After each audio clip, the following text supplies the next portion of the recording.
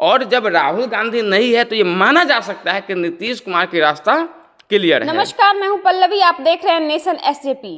2024 में लोकसभा चुनाव है। ऐसे में तमाम विपक्षी पार्टियां दिल्ली में एकत्रित हो रही हैं और नीतीश कुमार भी बीते दिन दिल्ली गए हैं।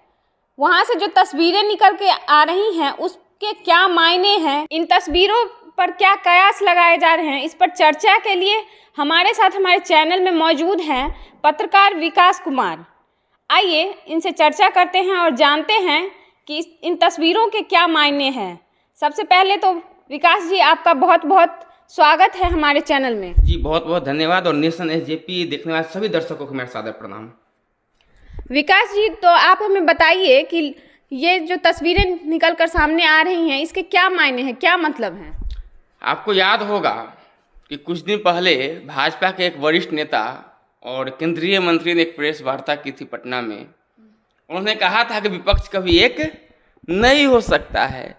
तो जब गर्म तावा पे पानी मारिएगा तो वो तो थोड़ा सा अपना रंग दिखाएगा ही। तो आप उसको पिंच कर दिए। पशुपति पारस जी 2 दिन पहले जो है पटना में प्रेस कॉन्फ्रेंस किए थे और उन्होंने कहा था कि बिहार देश की विपक्ष कभी एक नहीं हो सकती है। और आपको बता देते हैं कि बड़ी बड़ी क्रांति की अगुवाई बिहार की है। और फिर एक बार आपने सीधे रिलेट कर रहे हैं 2024 से, और 2024 से क्रांति होने वाली है।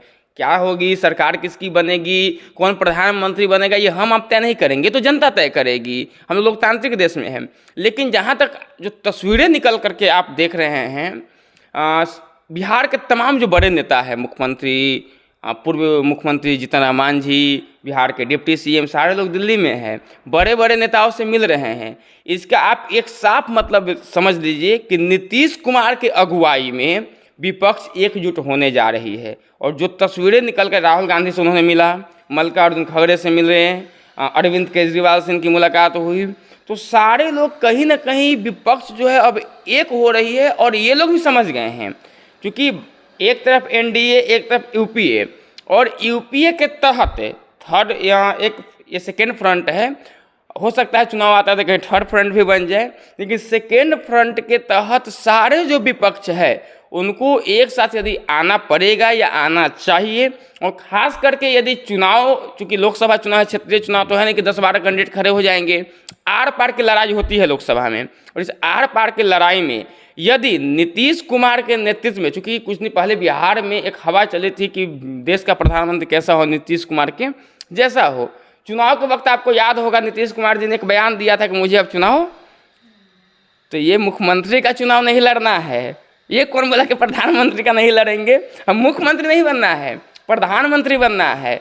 तो अब विपक्ष एकजुट हो रही है, एकजुट करने की कोशिश की जा रही है, और नीतीश कुमार के अगुवाई में हो रही है। और बिहार वो धरती है कि बड़े बड़े क्रांति, महात्मा गांधी भी अपनी क्रांति शुरू किए थे तो इसी बिहार की धरती से शुरू किए थे। तो ये बिहार की धरती अब क्रांति की शुरुआत करेगी, वो अगुवाई करेगी 24 के चुनाव की।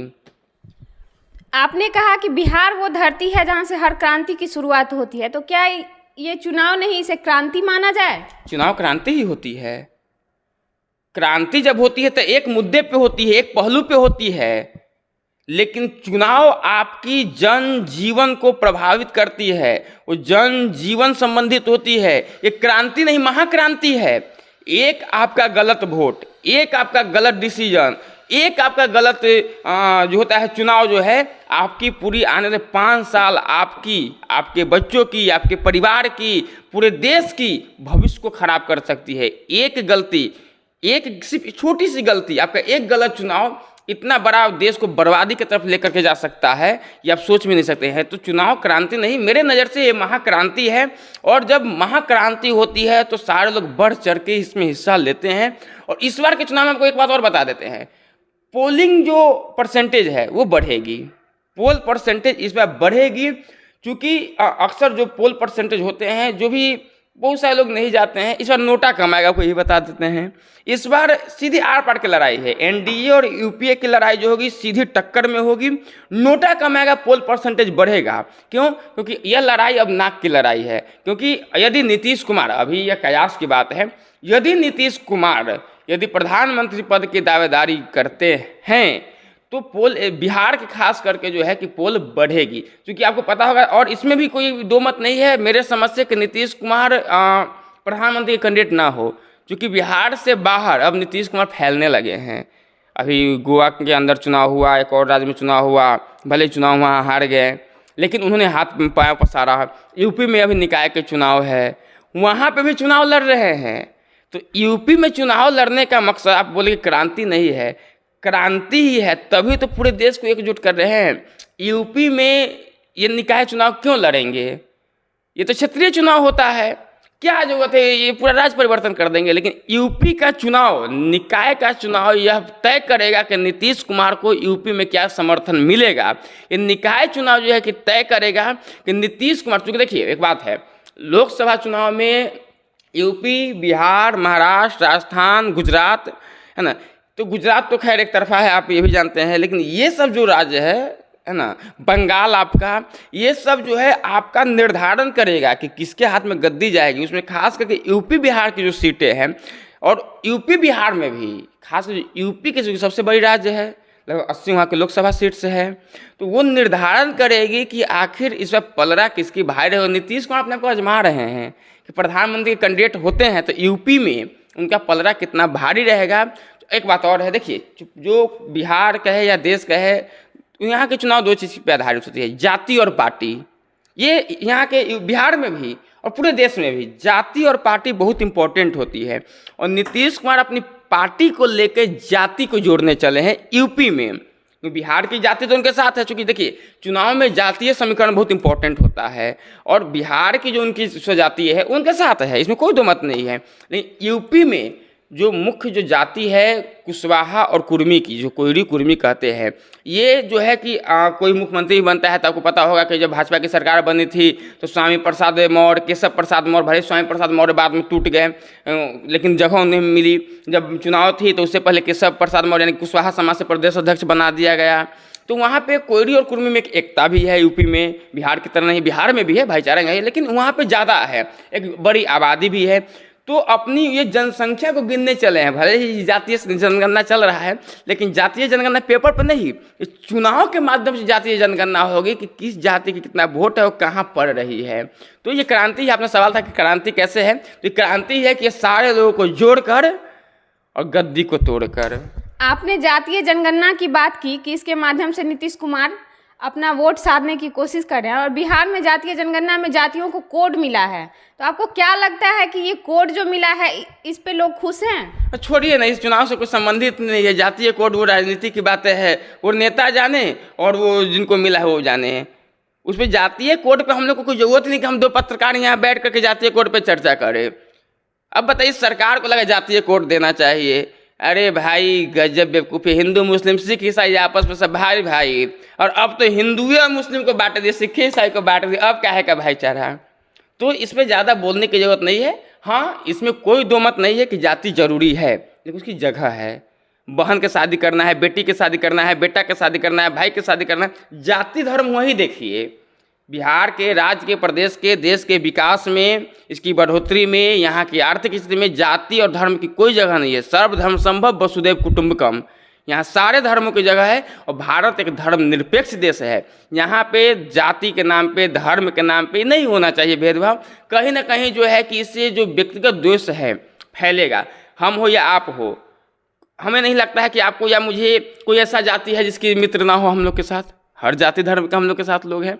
तो जातीय कोड ये सीधे तौर पे ये दर्शाता है कि यार ये इतना आपका जाति है, कोड है, ये इतना है, तो ये सुनिए। अब कुछ दिन में हमको डर है कि ऐसा सवाल ना आ जाए कि इस जाति में से इस जाति को घटा करके किस जाति बना। तो ये सब फालतू की बात है, इस पर हम लोग की चर्चा करने का, इस सवाल से, इस चर्चा से बिहार वासियों को कोई फायदा होने वाला नहीं है। इस सवाल ही को खत्म कीजिए। 2024 में लोकसभा चुनाव में मुख्य मुद्दा क्या होगा? हाँ, ये आपकी बड़ी बढ़िया सवाल रही, क्योंकि बिना मुद्दा का तो चुनाव होगी नहीं। देखिए, मुख्य मुद्दा वही होगा जो आपके दिमाग में चल रहा है, शिक्षा, स्वास्थ्य, रोजगार, महंगाई। कोई भी 2024 में लोग चाहेंगे कि मंदिर, मस्जिद, गुरुद्वारा, चर्च बनी मुद्दा, लेकिन ये मुद्दा नहीं बनने देगी जनता। इस बार जनता के नज़र में मुद्दा रहेगी महंगाई, भ्रष्टाचार, रोजगार, स्वास्थ्य, शिक्षा। इन मुद्दों पर इस बार चुनाव होगा। इस बार कोई मंदिर मस्जिद और चर्च गुरुद्वारे की लड़ाई नहीं होगी, क्योंकि एक बात आपको बताते हैं और आपके चैनल के माध्यम से बिहार के देश की जो भी जनता देखो उनसे बता, अभी लगातार रामनवमी बीता, इतने दंगे हुए, इतने माहौल ख़राब हुए। एक चीज़ उसका जनता भी निष्कर्ष को जनता को समझना चाहिए कि सारे सिर्फ राजनीतिक साजिश होता है जिसके शिकार हम आप हो जाते हैं। सारे धर्म के लोग होते हैं, सारे जाति के लोग होते हैं, तो इस समय कुछ नहीं, जाति धर्म मजहब इसमें कुछ नहीं रखा हुआ है। आपकी अपनी आस्था है, आपको जो मानना है वो मानिए, जिसको पूजना है वो पूजिए, जो करना है जाति धर्म आस्था के नाम पे धर्म का कुछ बोलना ही नहीं है। इसकी स्वतंत्रता है, संवैधानिक स्वतंत्रता है, लोकतांत्रिक स्वतंत्रता है, आपको आस्था के मामले कोई नहीं। हाँ, जब बात देश किया है तो हम उम्मीद करते हैं कि आस्था से ऊपर देश को रखा जाए, धर्म से ऊपर, मजहब से ऊपर, जाति से ऊपर देश को रखिए, तब जाकर प्रदेश का विकास होगा। यहाँ मुद्दा बनना चाहिए भ्रष्टाचार, मुद्दा बनना चाहिए महंगाई, मुद्दा बनना चाहिए रोजगार, मुद्दा बनना चाहिए शिक्षा, स्वास्थ्य, गरीबी। आज बताइए ना, एक आदमी जो 5,000 7,000 रुपया कमाता है महीने का, हमें नहीं लगता है कि वो गैस पे खाना पका पाएगा, गैस खरीद पाएगा। हमें नहीं लगता है कि यदि आप कर्ज ले करके एक गलती से लूना खरीद लिए है, लूना समझते हैं, खरीद लिए हैं, तेल डलाने के लिए कर्ज लेना पड़ेगा। तो ये सब मुद्दा बननी चाहिए। तो क्या नीतीश कुमार जब प्रधानमंत्री बनेंगे तो महंगाई खत्म कर देंगे? ये हम कहिए नीतीश कुमार बताएंगे, ये तो नीतीश कुमार बताएंगे ना, महंगाई खत्म करेंगे कि महंगाई, यदि नहीं करेंगे तो 5 साल 6ठा साल फिर जनता मुद्दा बनाएगी इसको। अरे ये लोकतांत्रिक देश है, आप जनता को 5 साल के लिए धोखा दे सकते हैं और जनता ने आपको धोखा कर दे दिया ना तो 50 साल आप नज़र नहीं आएंगे। और राजनीतिक इतिहास उलट के देख लीजिए, जनता ने जिसे धोखा दिया वो दूर दूर तक नज़र नहीं आया। तो इसलिए विपक्षी खेमे से एक बात ये भी निकल के आ रही है, बिहार के विपक्षी खेमे से भाजपा के जो है सम्राट चौधरी, उन्होंने कहा था कि नीतीश कुमार सासाराम नहीं गए, नालंदा नहीं गए, वहाँ पे हिंसा से स्थिति इतनी खराब रही, वहाँ पे वो लोगों से मिलने नहीं गए। तो क्या ये एक मुद्दा नहीं हो सकता है कि नीतीश कुमार अपना राज्य नहीं संभाल पा रहे तो देश को कैसे संभालेंगे? तो सम्राट चौधरी को फिर जाना चाहिए, भाजपा के लोगों को जाना चाहिए।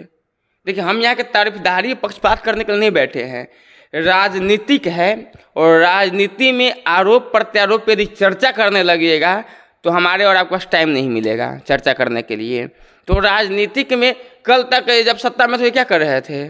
उस समय नहीं हुआ था घटना है, कितने जगह गए? जब सत्ता में थे शराब से मरती है, शराब पीने वाले मरते हैं तो कहते हैं कि उन्हें मुआवजा नहीं मिलेगा, विपक्ष में आते थे मुआवजा हल्ला करते हैं। अच्छी बात है, विपक्ष को मजबूत होनी चाहिए, विपक्ष को आक्रामक होनी चाहिए। ये सम्राट चौधरी को मैं बहुत अच्छा इस मामले में मानता हूँ कि विपक्ष बिहार के आक्रामक है, बिहार की विपक्ष मजबूत है। और आपको देखिए 24 के चुनाव से यही एक ये चीज़ को यहाँ से निकालिए, विपक्ष आज एकजुट नीतीश कुमार के, हमने अभी आपको थोड़ा पहले आपको कहा कि नीतीश कुमार के अगुवाई में विपक्ष एकजुट होगी। इसका मतलब समझिए, विपक्ष के बड़े नेता कौन है बिहार में और केंद्र में? राहुल गांधी। लेकिन राहुल गांधी को मोदी उपनाम को नाम को लेकर के सदस्यता रद्द कर दी गई है 2 साल की। आपकी चुनाव कब है? 24 में, यानी कि 24 में राहुल गांधी चुनाव नहीं लड़ेंगे। तो राहुल गांधी का तो यहाँ से ऑलरेडी जो है कि ख़त्म हो गया यहाँ से भूमिका। अब कौन बचा? सोनिया गांधी उतनी राजनीतिक इंटरेस्ट उनको लेती नहीं, आप जानते हैं बहुत अच्छे से। उनको ये सबसे चूँकि वो अपने ये है, हम बोलेंगे नहीं, उस पर छोड़िए, मुद्दे की बात करते हैं। तो राहुल गांधी यहाँ पे है नहीं विपक्ष में। अब बचा कौन? अब राहुल गांधी जब नहीं है तो विपक्ष को एक बड़े चेहरे के तहत, एक बैनर के तहत सारे लोगों को आना पड़ेगा। और नीतीश कुमार अभी नो डाउट टू इट कि नीतीश कुमार एक नेशनल लेवल पे अच्छे लीडर है, राष्ट्रीय नेता है और अच्छे छवि वाले नेता है, इसमें कोई दो मत नहीं है। और उम्मीद है कि उनके नेतृत्व में विपक्ष बढ़ेगी। लेकिन एक बात और आती है कि विपक्ष को एकजुट करना इतना भी आसान नहीं है। अब यूपी में चलिएगा तो मायावती, अखिलेश, उन लोगों को एकजुट करना, एक बैनर के नीचे लाना इतना आसान नहीं है। ओवैसी, ममता दीदी, सबको अलग अलग, सबको इतना आसान नहीं है लाना। चूँकि यहाँ तो विपक्ष एकजुट का मतलब क्या? सारे राज्यों के विपक्ष को आपको एकजुट करके लेकर के चलना होगा। केंद्र सहित सेंट्रल अपोजिशन के साथ साथ स्टेट अपोजिशन को भी आपको साथ लेकर के खेमा तैयार करना पड़ेगा। और जब राहुल गांधी नहीं है तो ये माना जा सकता है कि नीतीश कुमार की रास्ता क्लियर है। वो इसका नेतृत्व करेंगे, उनकी अगुवाई में जो है कि विपक्ष का एक फ्रंट तैयार होगा। लेकिन इतना भी आसान नहीं है, नीतीश कुमार को लोहे का चना चबाना पड़ सकता है इसके लिए, विपक्षी एकता को बनाने के लिए। हाँ, मुश्किल है, असंभव नहीं है, होगा, उम्मीद है नीतीश कुमार कर पाएंगे। और 24 ज़्यादा दिन थोड़ी ना है, आप भी देखिएगा, हम भी देखेंगे क्या 24 की तैयारी। अब तो सुगबुगाहट शुरू हो चुकी है। आपको एक जानकारी और होगा, नीतीश कुमार जाकर राहुल गांधी से मिल रहे हैं और इनके जो महागठबंधन के नेता जीतन राम मांझी है जाकर अमित शाह से मिल रहे हैं। तो इसके ही मतलब कहीं निकल सकते हैं। तो अभी कयास लगाया जा सकता है। हमने बोला या आपने बोला, कोई एग्जैक्टली नहीं बोला, एक एनालिसिस किया तस्वीरों के माध्यम से। कैसा, अब ये भी तो हो सकता है नीतीश कुमार थर्ड फ्रंट, माफ कीजिएगा, सेकेंड फ्रंट पे जो है कि राहुल गांधी के साथ जा रहे हैं, तो क्या जीतन राम मांझी अमित शाह के साथ जा रहे हैं? तो अब कयास लगाए जा सकते हैं, कयास पे है क्या होगी। अब 24 ज़्यादा दूर है नहीं, इंतजार कीजिए, देखिए। बहुत बहुत धन्यवाद आपका विकास जी। शुक्रिया। और जैसा कि आपने सुना कि 24 का चुनाव अब अभी तो महज कयास लगाया जा रहा है कि नीतीश कुमार प्रधानमंत्री पद के दावेदार होंगे, और आगे आगे देखिए होता है क्या। तमाम राजनीतिक खबरों के लिए बने रहिए हमारे चैनल नेशन एसजेपी के साथ। धन्यवाद।